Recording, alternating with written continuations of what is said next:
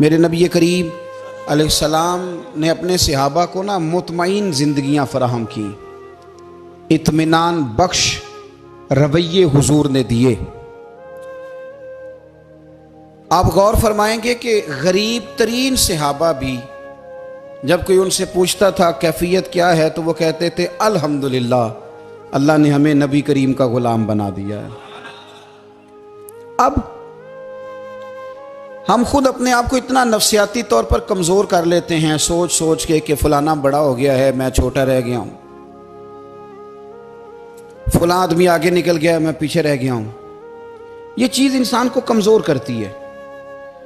انسان اگر یہ تصور کر لے کہ جو میرے حق میں بہتر تھا میرے رب نے مجھے عطا کر دیا ہے، اسے سکون نصیب ہوتا ہے، پھر نفسیاتی مسائل ختم ہوتے ہیں۔ بڑے بڑے سمجھدار لوگوں کو کالا جادو ہو جاتا ہے، اور بڑے بڑے عقل مند لوگ ہوتے ہیں جن کی بھابھی انہیں نظر لگا دیتی ہے۔ بڑے بڑے سمجھدار لوگ ہوتے ہیں کہ جن کی دکان کے آگے کوئی تعویذ پھینک جاتا ہے۔ بڑے سمجھدار لوگ ہیں لیکن وہ چھوٹی چھوٹی باتوں سے اتنے کمزور ہو گئے کہ سانپ سے ڈرتے ڈرتے رسیوں سے بھی ڈرنا شروع کر دیا۔ رسیوں سے، وہ جی میں صبح کل چل رہا تھا تو میرے پیچھے کوئی چل رہا تھا تو میں نے کہا سایہ ہوگا آپ کا، وہی ساتھ چلتا ہے۔ ایک حدیث ہے ترمذی شریف کی، اسے یاد کر لیں، بڑا نفع دے گی۔ میرے نبی کریم علیہ السلام نے فرمایا اگر ساری دنیا مل کے بھی تیرا نقصان کرنا چاہے تو جب تک رب کی مشیت نہ ہو تیرا نقصان ہو نہیں سکتا۔ ختم ہو گئی بات، باہر آ جائیں اس چیز سے۔ اور فرمایا سارے زمانے کے لوگ مل کر تیرا نفع کرنا چاہیں تو جب تک اللہ نہ چاہے وہ تیرا کوئی نفع کر نہیں سکتے۔ نقصان بھی اللہ کی مشیت پہ ہے، نفع بھی اللہ کی رضا پہ ہے، تو پھر آپ بلا وجہ لوگوں کو دیکھ کر ٹینشن کیوں لیتے ہیں؟ پریشانی کاہے کی ہے؟ آزمائش کس بات کی ہے؟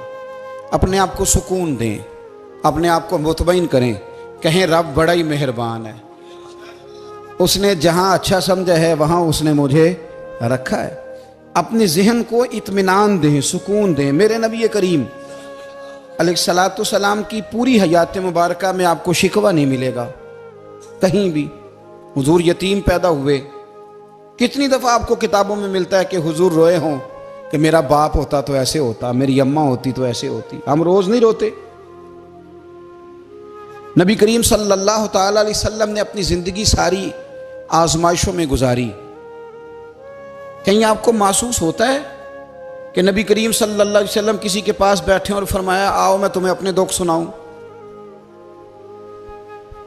ہمیں تو مسئلہ بن گیا ہے، ہم لوگوں نے اپنے آپ کو غیر مطمئن بنا لیا ہے۔ ہم ان ساری چیزوں کی ڈیمانڈ کرتے ہیں جو ہمارے مالک نے مناسب نہیں سمجھی ہمیں دینی۔ ہمیں اپنے آپ کو مطمئن کرنا چاہیے، سکون میں رکھنا چاہیے۔ اگر آپ تھوڑا سا اپنے آپ کو سکون دیں، اطمینان دیں، کہیں الحمدللہ، اللہ تبارک و تعالی جہاں جس کو چاہتا ہے وہاں اسے بٹھا دیا کرتا ہے۔ پھر ہم لوگوں کا منصب چھیننا چاہتے ہیں، حسد کرتے ہیں، بغض پیدا ہوتا ہے، عداوت پیدا ہوتی ہے، نقصان ہوتا ہے۔ فطری طور پر جو صلاحیتیں اللہ نے دی ہوتی ہیں ان کو بھی زنگ لگ جاتا ہے، زنگ لگنے لگتا ہے ان سب چیزوں کو جو اللہ نے اپنے فضل سے ہمیں دی ہوتی ہیں۔ تو بات کو یاد رکھیں، زندگی میں آپ مطمئن ہو جائیں کہ رب کریم نے جو دیا ہے وہ کمال ہی دیا ہے، کمال ہی۔ حضور کی ایک زوجہ محترمہ تھی تو ان کے ہاتھ ذرا لمبے تھے، مومنوں کی ماں۔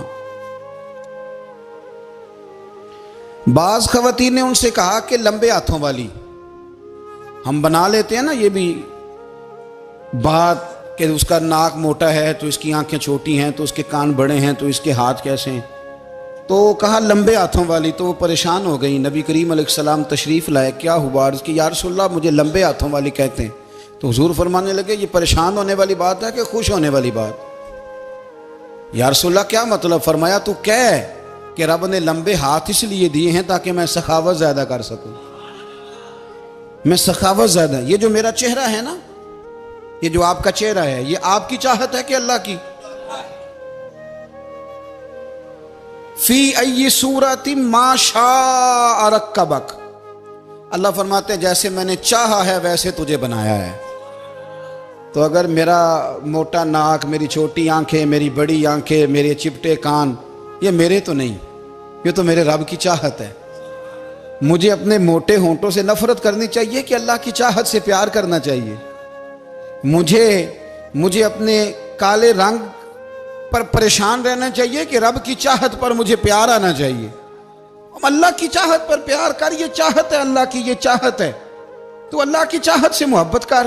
تو پریشان ہو رہا ہے فلانے کا رنگ ہو رہا ہے تو میرا کالا ہے، فلانے کا مکان بڑا ہے تو میرا چھوٹا ہے، فلاں بڑی گاڑی میں کیسے بیٹھ گیا؟ بھئی اللہ نے چاہا تھا بیٹھ گیا، اللہ نے میرے لیے سائیکل پسند کی ہے، مجھے الحمدللہ کہہ کے سائیکل پہ بیٹھنا چاہیے، اس نے پسند کی ہے، اس کی رضا ہے کہ میں یہاں رہوں۔ تو ایک بات تو یہ ہمیشہ یاد رکھیں کہ آپ اپنے آپ کو مطمئن کریں، زندگی میں سکون دیں۔ نفسیاتی طور پر ہم بڑے ڈسٹرب اس لیے ہیں کہ ہم بے سکون رہتے ہیں جان بوجھ کے، وجہ ہی کوئی نہیں۔ لیکن جب تک زندگی ہے اللہ نے زندہ رکھنا ہے، اور جب وقت آ جانا ہے تو پھر کوئی ہمیں بچا سکتا، تو ٹینشن کس بات کی ہے، ڈپریشن کس بات کا ہے؟ ایک بات۔ دوسری بات یہ کہ دوسروں کی نفسیات کا بھی تھوڑا تھوڑا خیال کریں۔ ہم پتہ کیا چاہتے ہیں؟ سارے میرے مطابق چلیں، پھر نفسیاتی مسائل پیدا ہوتے ہیں۔ میرے ساتھ اگر 100 بندہ پیار کرتا ہے تو ان کے مطالبے الگ الگ ہیں۔ کوئی کہتا ہے جناب کو پیار ہی کرنا چاہیے، ہر ایک سے مسکرا کے ملنا چاہیے۔ کوئی کہتا ہے حضرت صاحب اتنا بھی پیار کریں تو لوگ نگل جاتے ہیں، تھوڑی ڈنڈی پٹی بھی ہونی چاہیے۔ دونوں قسم کے لوگ ہیں نا جی۔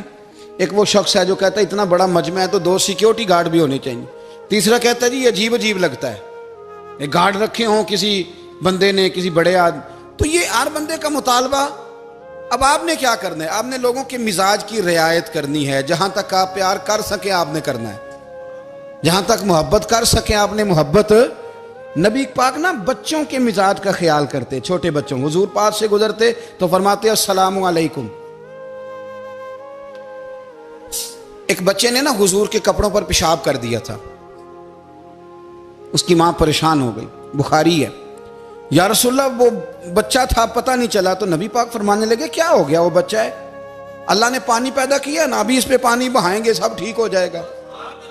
وہ بچہ ہے، لیکن حاجی صاحب گھر میں بگڑ جاتے ہیں، پوتا اگر پیشاب کر دے کہتے ہیں میں نماز پڑھنی ہوندی، وہ بگڑ جاتے ہیں۔ پیر صاحب بگڑ جاتے ہیں اس بات پہ، علامہ صاحب بگڑ جاتے ہیں، سیٹھ صاحب کہتے ہیں پتہ ہی نہیں بچے نے پیشاب کر دیا ہے۔ حضور نے فرمایا کہ بچہ بچہ ہوتا ہے، وہ چھوٹا ہے، اس کا ایک مزاج ہے، اس کا ایک مطالبہ ہے۔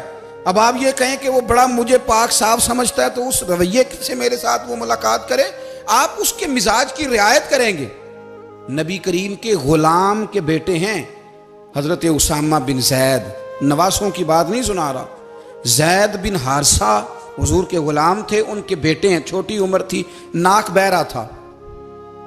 ویسے دادا جی ناک صاف کر دیتے ہیں پوتے کا، ہو سکتا ہے وہ ڈانٹ دیں کہ چل دوڑ جا کتنا گندا ہے، اماں سے کہا تیرا ناک صاف کرے، چل نالائق، نانا بھی کہا چل بھاگ جا، کیونکہ وہ حاجی صاحب نے وضو کرنا ہے، نماز پڑھنی ہے، تو ان کے قریب یہ چیز آ گئی تو بڑا مسئلہ بن جائے گا۔